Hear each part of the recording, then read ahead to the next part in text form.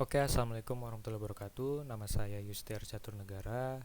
Hari ini saya akan menjelaskan mengenai tentang IaaS atau infrastruktur as a service. Nah, jadi IaaS ini atau yang kita kenal juga dengan infrastruktur as a service, dia menyediakan infrastruktur secara layanan. Infrastruktur sebagai layanan. Nah, infrastruktur nih maksudnya apa aja? Nah, di dalam infrastruktur ini ada yang pertama ada network, ada compute atau komputasi, lalu ada storage. Nah, network ini menghubungkan antara compute dengan storage serta device yang kita gunakan nanti.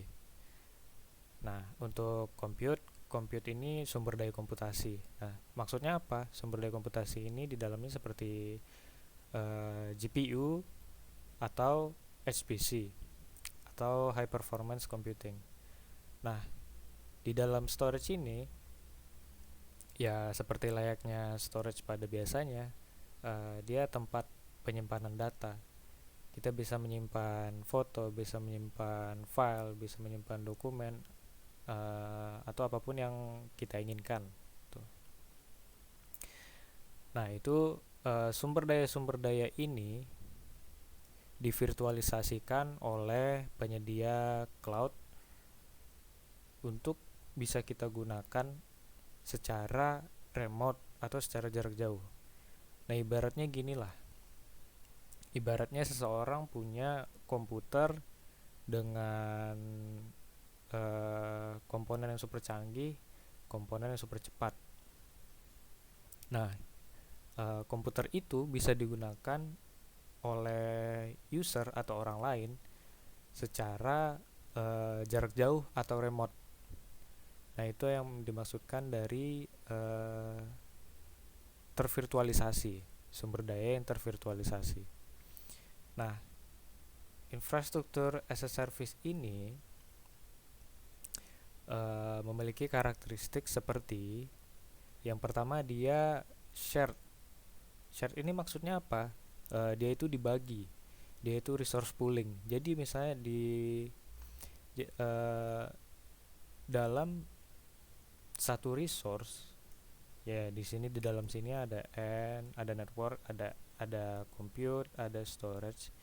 Nah, ini tuh digunakan oleh beberapa tenant. Jadi banyak orang yang menggunakan ini. Oke. Nah, selanjutnya dia itu tanpa kontrak. Dia no kontrak. Maksudnya no kontrak apa? Jadi biasanya kontrak itu harus ada persetujuan antara provider dengan pihak user, eh, berapa lama servisnya mau digunakan. Nah, kalau tidak memenuhi waktu yang ditentukan, atau kita udah nggak perlu nih tapi kita cancel.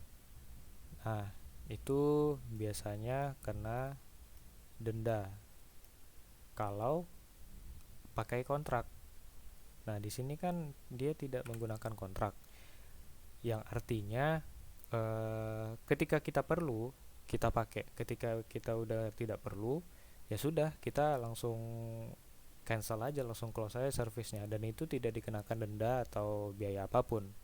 Kita hanya bayar sesuai penggunaan kita. Nah, yang masuk ke poin berikutnya yaitu pay as you go, atau biasanya dihitungnya per jam atau per bulan. Nah, biasanya hitungannya per jam atau per bulan. Jadi service-service ini dari network, dari network, terus compute, terus storage, Nah, infrastruktur as a service ini biasanya hitungannya per jam atau per bulan. Kita bayarnya per satuan waktu ini. Nah, lalu masuk ke poin berikutnya yaitu self service. Maksudnya self service ini apa? Jadi karena ini semua sudah tervirtualisasi, sudah virtual, oke. Okay.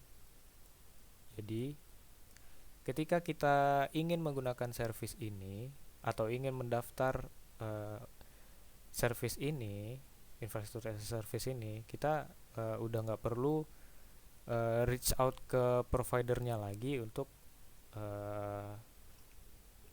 untuk mendapatkan layanannya. Jadi biasanya mereka menggunakan apa? Mereka menyediakan suatu website. Nah, jadi nanti kita tinggal akses saja lewat device kita. Mau dari laptop, mau dari HP, terserah. Kita tinggal akses lewat device kita. Kita tinggal isi data yang diperlukan, pilih paket yang diperlukan, uh, bayar sesuai dengan waktu pemakaian, lalu ya sudah, kita sudah bisa menggunakan layanan infrastruktur as a service. Oke, sekian saja penjelasan saya mengenai infrastruktur as a service. Semoga para penonton bisa paham. Ya, ini brainstorming singkat saja ya.